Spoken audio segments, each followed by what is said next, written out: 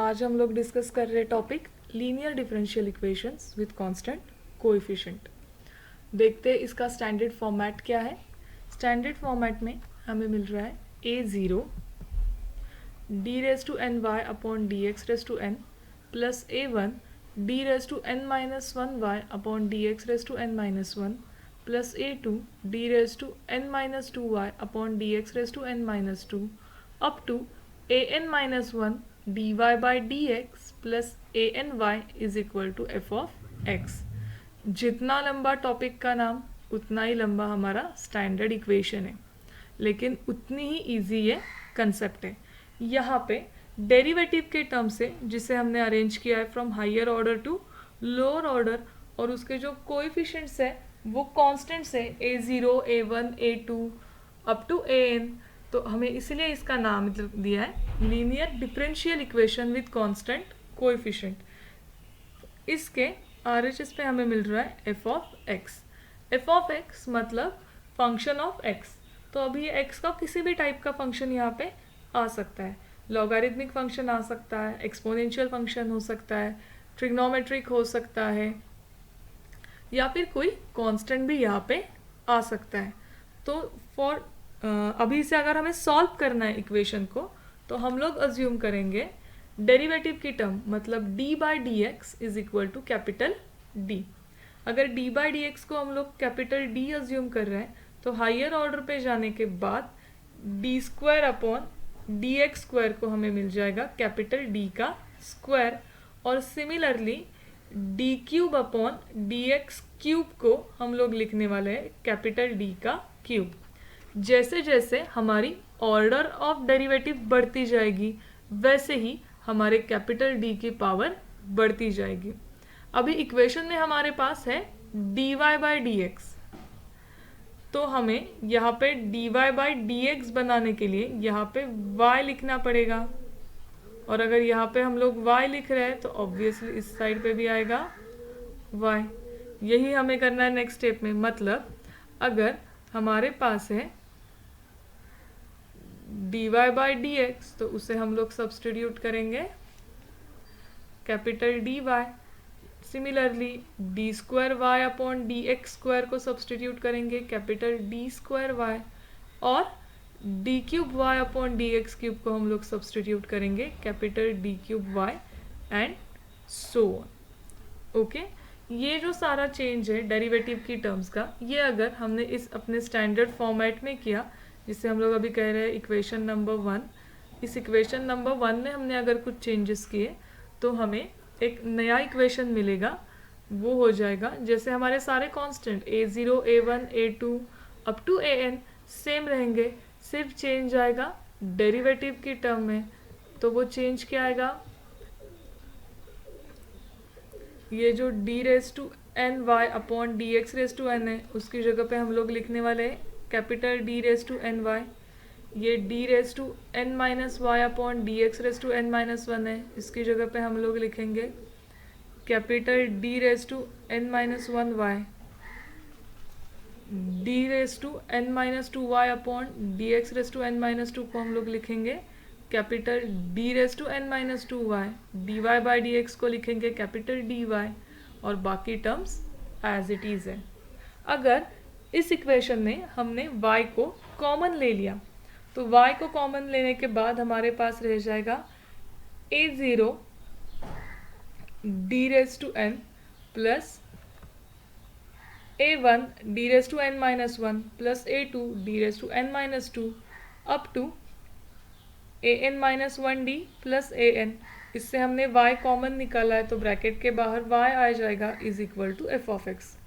अभी ये जो कुछ हमारे पास ब्रैकेट में है इसे अगर हमने ज़ीरो के साथ इक्वेट किया तो हमें मिल जाएगा ऑक्सिलरी इक्वेशन। ऑक्सिलरी इक्वेशन का यूज़ हम लोग सॉल्यूशन ऑफ डिफरेंशियल इक्वेशन निकालने के लिए करने वाले हैं। तो देखते हैं कि solution of linear differential equation कैसे निकालना है। So this equation is consist of two parts, yc and yp। तो yc का मतलब होता है कॉम्प्लीमेंट्री फंक्शन और yp का मतलब होता है पर्टिकुलर इंटीग्रल। तो जब हमें y कॉम्प्लीमेंट्री फंक्शन निकालना है दैट इज बाय सी, तो हम लोग ऑक्सिलरी इक्वेशन का यूज़ करेंगे। ऑक्सिलरी इक्वेशन को अगर हमने सॉल्व किया तो हमें कुछ रूट्स मिलेंगे। तो वो रूट्स रियल, इमेजिनरी, रिपीटेड किसी भी टाइप के हो सकते हैं। तो डिपेंडिंग अपॉन दैट नेचर हमारे पास 4 रूल है जो हमें बताता है कि कॉम्प्लीमेंट्री फंक्शन क्या आएगा। सो complementary function can be find out by using 4 rules, and those rules are depend on nature of roots of auxiliary equation. अगर हमें पर्टिकुलर इंटीग्रल निकालना है तो particular integral depends on nature of F of x. अगर F of x हमारा logarithmic, trigonometric, polynomial है कुछ, तो डिपेंडिंग अपॉन दैट हमारे पास 3 मेथड्स हैं, उनमें से एक मेथड यूज़ करके हमें ये सॉल्व करना है। General method, shortcut method and variation of parameter method, ये 3 मेथड है। इनमें से अप्रोप्रिएट मेथड हम लोग सिलेक्ट करेंगे और हम लोग हमारा solution of linear differential equation find out करेंगे। तो पहले हम लोग देखते हैं कि कॉम्प्लीमेंट्री फंक्शन निकालने के लिए क्या क्या रूल्स हैं। तो अज्यूम करता है कि हमारा जो ऑक्सिलरी इक्वेशन है, उस ऑक्सिलरी इक्वेशन के जो रूट्स हैं वो रियल और डिस्टिंक्ट है। रियल मतलब क्या? रियल नंबर मतलब ऐसा नंबर जो हम लोग नंबर लाइन पे प्लॉट कर सकते हैं। ये पॉजिटिव हो सकता है, निगेटिव हो सकता है, फ्रैक्शन में हो सकता है, पॉइंट में हो सकता है, कैसे भी हो सकता है। 0, -1, 3, 4, 3.2, 5.3, ये सारे हमारे क्या हो गए? रियल नंबर हो गए। और ये एक दूसरे से अलग है, that is these are distinct, real and distinct. यहाँ पे अगर मुझे रूट्स मिल रहे हैं m1, m2, m3 and so on, जितनी हमारी ऑक्सिलरी इक्वेशन की पावर रहेगी उतने हमें यहाँ पे रूट्स मिलेंगे। अगर हाईएस्ट पावर है ऑक्सिलरी इक्वेशन की 3, तो 3 रूट्स मिलेंगे। अगर दो ऑक्सिलरी इक्वेशन की हाईएस्ट पावर 2 है तो हमें 2 रूट्स मिलेंगे। तो अगर m1, m2, m3 ऐसे हमें रूट्स मिल रहा है रियल एंड डिस्टिंक्ट, तो उसका बाय सी आएगा c1 e raised to m1x plus c2 e raised to m2x plus c3 e raised to m3x। इसका एग्जाम्पल देख लेते हैं हम लोग। कंसिडर करो कि हमारे पास अभी एक ऑक्सिलरी इक्वेशन है d² -2d -3 is equal to 0। अभी हमें क्या करना पड़ेगा? इसके रूट्स निकालने हैं। जिनको मैन्युअली रूट निकालना आता है वो मैन्युअली रूट निकाल सकते हैं, जिनको नहीं आता उनके लिए मैं कैलकुलेटर पे बताती हूँ। कैलकुलेटर पे इसे सॉल्व करते हैं तो हमें मोड में जाना है, उसमें इक्वेशन सिलेक्ट करना है और उसमें हम लोग लेंगे इक्वेशन ऑफ डिग्री 2। d² का कोएफिशिएंट 1 है तो यहाँ पे a की वैल्यू आ गई 1। d का कोएफिशिएंट है -2 तो ये वैल्यू आ गई b की -2 और लास्ट में हमारा कांस्टेंट है -3। इसको इज इक्वल टू प्रेस करने के बाद हमें 2 रूट्स मिल रहे हैं, x1 इज इक्वल टू 3 और x2 इज इक्वल टू -1। इसे अभी हम लोग सब्स्टिट्यूट करेंगे यहाँ पे m की जगह पे। सो d मिल गया हमें 3 और -1, मतलब m1 की वैल्यू हो गई है 3 और m2 की वैल्यू हो गई है -1। तो हम लोग यहाँ पे yc लिखेंगे। yc is equal to c1 e raised to 3x plus c2 e raised to -x। Okay, अभी देखते हैं नेक्स्ट केस। अभी हम लोग केस 2 देखते हैं कि अगर हमारे रूट्स रियल और रिपीटेड है। सपोज आप कोई डिग्री 2 का ऑक्सिलरी इक्वेशन सॉल्व कर रहे हो और आपको एक ही रूट रिपीटेड मिल रहा है, मतलब आपका आंसर आ गया m1 तो हम लोग yc लिखेंगे c1x plus c2 e raised to m1x। मतलब अगर 2 बार हमारा रूट रिपीट हो रहा है तो 2 कांस्टेंट आएंगे c1 c2 और x की पावर उससे 1 से कम आती है। मतलब अगर 2 रूट्स आते हैं तो x की पावर हम लोग 1 से शुरू करेंगे और कम करते जाएंगे। सिमिलरली आप कोई एग्जाम्पल सॉल्व कर रहे हो और आपको एक रूट 3 बार रिपीटेड मिल रहा है तो आपके यहाँ पे 3 कांस्टेंट आएंगे c1 c2 c3 और x की जो पावर है वो 2 से स्टार्ट होके 0 तक जाएगी। मतलब आएगा आपका answer c1x² plus c2x plus c3 e raise to m1x। इसका एग्जाम्पल देख लेते हैं हम लोग। Consider auxiliary equation d² minus 4d plus 4 is equal to 0। अगर हम लोग इसे कैलकुलेटर पे सॉल्व करेंगे तो हमें लेना पड़ेगा मोड इक्वेशन। यहाँ पे इक्वेशन ऑफ डिग्री 2, d² का कोएफिशिएंट है 1, d का है -4 और लास्ट का कांस्टेंट है हमारे पास 4। इसे सॉल्व करने के बाद कैलकुलेटर पे हमें एक ही रूट दिख रहा है, दैट इज 2।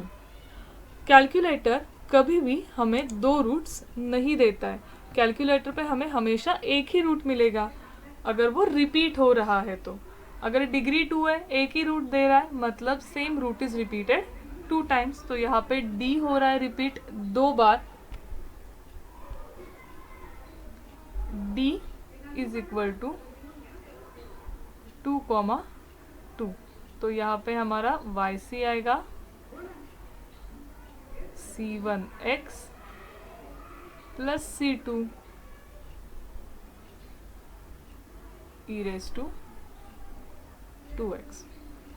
और एक एग्जाम्पल देखते हैं। ऑक्सिलरी इक्वेशन है हमारे पास d³ plus 3d² plus 3d plus 1 is equal to 0 और इसे कैलकुलेटर पे सॉल्व करना पड़ेगा हमें।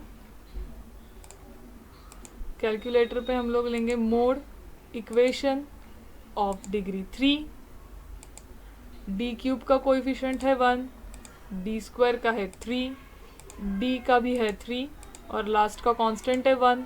तो कैलकुलेटर पे हमें एक ही आंसर मिल रहा है, दैट इज -1। डिग्री 3 है और एक ही आंसर मिल रहा है, मतलब सेम आंसर हमारा 3 बार रिपीट हो रहा है। d की वैल्यू हम लोग लिखेंगे d इज इक्वल टू -1, -1, -1 और हमारा yc आएगा c1x² plus c2x plus c3 e raise to -x।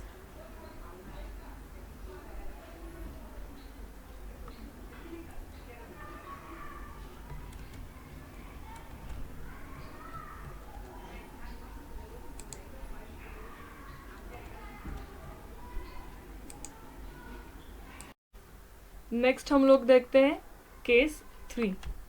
Case 3 में हमें देखना है कि अगर हमारे रूट्स इमेजिनरी हो तो क्या करना है।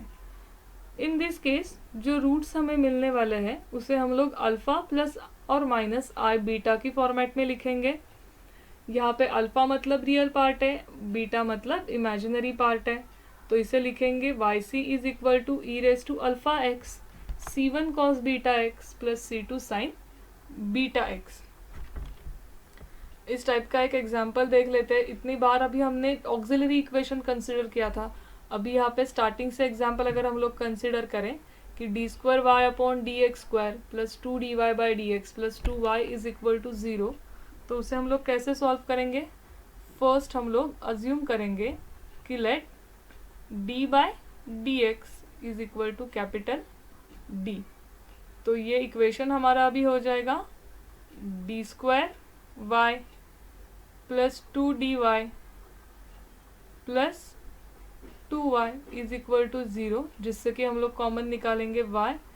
तो ब्रैकेट में रह जाएगा d² plus 2d plus 2y is equal to 0। तो यहाँ पे हमारा ऑक्सिलरी इक्वेशन बन गया d² plus 2d plus 2 is equal to 0, जिसे हम लोग सॉल्व करने वाले हैं on calculator. Equation of degree 2, a की वैल्यू है 1, d की वैल्यू है 2 और c की वैल्यू भी है 2। कैलकुलेटर पे हमें आंसर मिल रहा है -1 प्लस i और -1 माइनस i।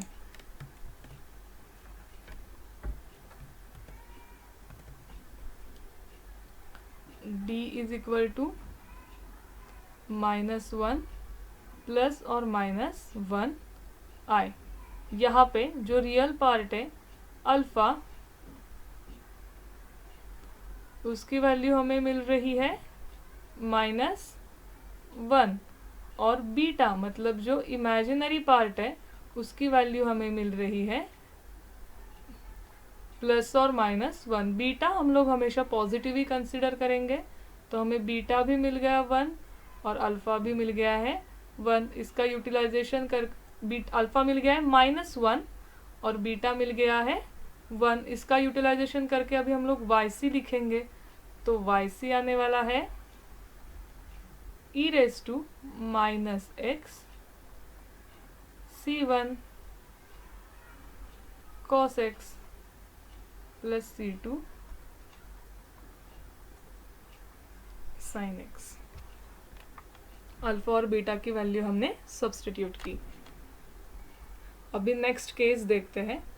नेक्स्ट केस में हमारा है, अगर हमारे रूट्स इमेजिनरी और रिपीटेड है। अगर इमेजिनरी और रिपीटेड है मतलब अल्फ़ा प्लस और माइनस आई बीटा हमारा 2 बार आ रहा है, तो उसे हम लोग लिख सकते हैं yc is equal to E raise to alpha X c1x plus c2 cos beta X plus c3 x plus c4 sine beta X. इस फॉर्मेट में हमें लिखना है। इसका एक एग्जाम्पल देख लेते हैं कि अगर हमें कोई ऑक्सिलरी इक्वेशन मिल रहा है d raise to 4 plus 2d square plus 1 is equal to 0, तो देखो हम लोग उसे कैसे सॉल्व कर सकते हैं। अभी डिग्री 4 है तो कैलकुलेटर पे डायरेक्ट हम लोग सॉल्व नहीं कर सकते, तो यहाँ पे हम लोग अजम्पशन करेंगे कि let d square is equal to t। d square को t अज्यूम किया तो d रेज़ टू 4 हो जाएगा t square plus 2t plus 1 is equal to 0, जिसे हम लोग सॉल्व कर सकते हैं ऑन कैलकुलेटर।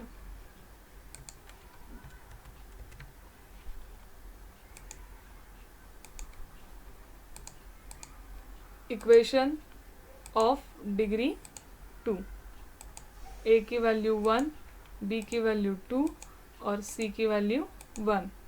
इसे सॉल्व करने के बाद हमें एक ही आंसर दे रहा है calculator, that is root is -1। Degree 2 है और एक ही आंसर मिल रहा है, उसका मतलब है कि हमारा एक ही आंसर यहाँ पे रिपीट हो रहा है 2 बार। तो t इज इक्वल टू हमें यहाँ पे मिल गया है -1, -1। तो देखो अगर t की वैल्यू है -1 तो हम लोग t का ओरिजिनल अगर लिख देंगे, t की ओरिजिनल वैल्यू कितनी है हमारी d स्क्वायर, तो d स्क्वायर की वैल्यू बन जाएगी -1।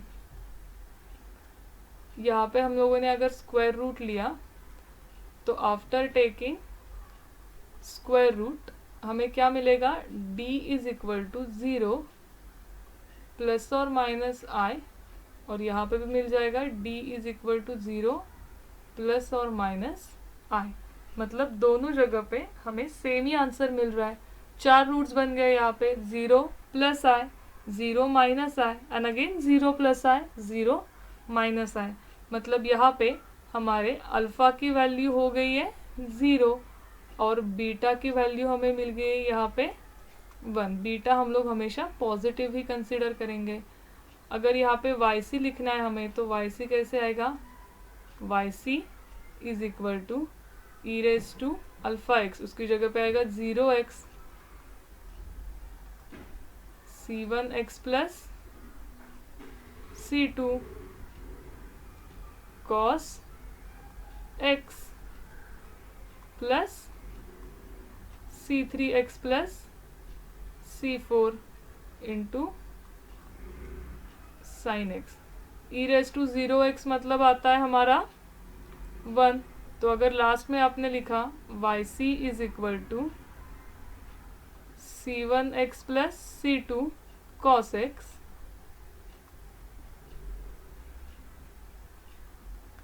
प्लस C3x प्लस C4 sin x तो भी चलेगा। So this is our final answer. तो ये 4 रूल है हमारे पास। रियल और डिस्टिंक्ट है तो क्या, रियल और रिपीटेड है तो क्या, इमेजिनरी है तो क्या, और इमेजिनरी और रिपीटेड है तो क्या। इन 4 रूल का यूज़ करके हम लोग हमारा YC निकाल सकते हैं।